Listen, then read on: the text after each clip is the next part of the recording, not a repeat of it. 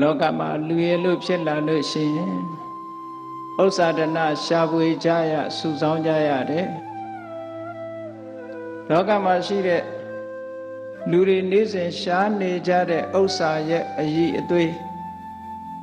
ဘုရားမြတ်စွာကရှာဖို့တိုက်တွန်းတဲ့မြတ်သောဥစ္စာရဲ့အည်အသွေးဒီအည်ချင်းနှစ်ရအည်သွေးနှစ်ရကိုသေးသေးချာချာနိုင်ရှင်ပြီးတော့လေ့လာမယ်ဆိုလို့ရှိရင်အလွန်ကွာခြားတဲ့အည်သွေးတွေကိုတွေ့ရမှာပါသို့တော်လည်းလောကလူသားတွေဟာနေ့စဉ်နဲ့အမျှစီးပွားဥစ္စာရှာကြရတယ်မရှာရဘူးဆိုလိုတာတော့မဟုတ်ဘူး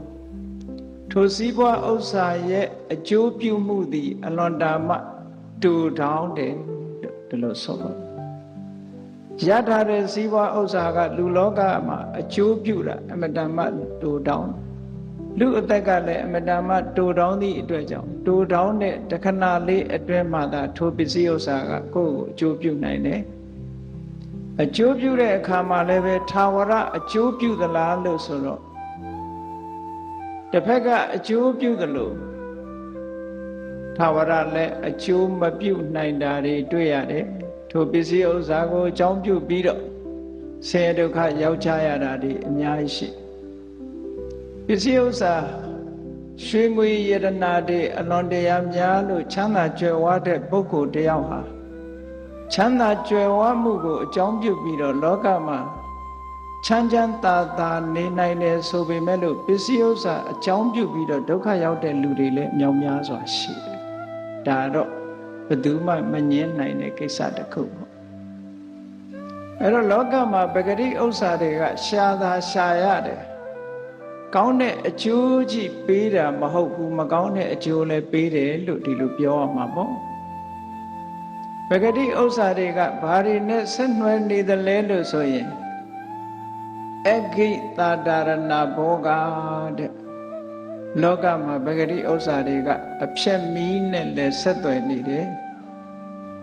မီးလောင်လို့ရှိရင်လည်းကုန်မြန်တာပဲလို့ဒီလိုဆိုတာမဟုတ်မီးဖြက်ရင်လည်းပြတ်သွားတယ်ဥဒကတာတာရဏဘောဂရေဖြက်လို့ရှိရင်လည်းထိုပစ္စည်းကပြတ်သွားတယ်ထို့တူပဲရာဇတာတာရဏဘောဂတိုင်းပြည်အုပ်ချုပ်တဲ့မင်းတွေကသိမ်းယူလို့ရှိရင်လည်းထိုပစ္စည်းကကုန်သွားတယ်စောရတာတာရဏဘောဂပစ္စည်းကိုလိုချင်တဲ့ပုဂ္ဂိုလ်တွေတခိုးတဝက်တွေတိုက်ခိုက်လူယူသွားလို့ရှိရင်လည်းထိုပစ္စည်းဟာပျက်စီးသွားရပြန်တယ်အပိယဒါယာဒတာတာရဏဘောဂတဲ့ကိုယ်အိမ်မှာမွေးထားလို့သားတွေသမီးတွေကအကျင့်စာရိတ္တယိုယွင်းပြပြပြီးထိုပစ္စည်းဥစ္စာကိုသုံးဖြုံတဲ့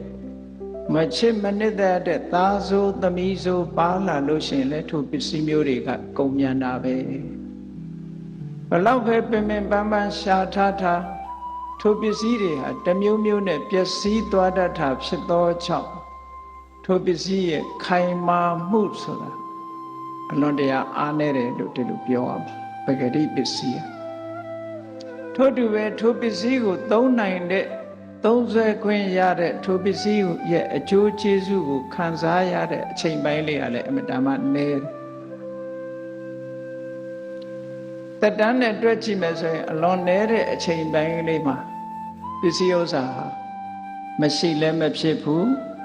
ရှိလာပြန်တော့လည်းပဲအချိန်ပိုင်းလေးနဲ့ပဲထိုပစ္စည်းကိုသုံးစွဲချရတယ်အလုံးတနေ့ကျတော့မိမိတို့ပိုင်ဆိုင်တဲ့ပစ္စည်းတွေအကုန်ထားပြီးသွားကြရတယ်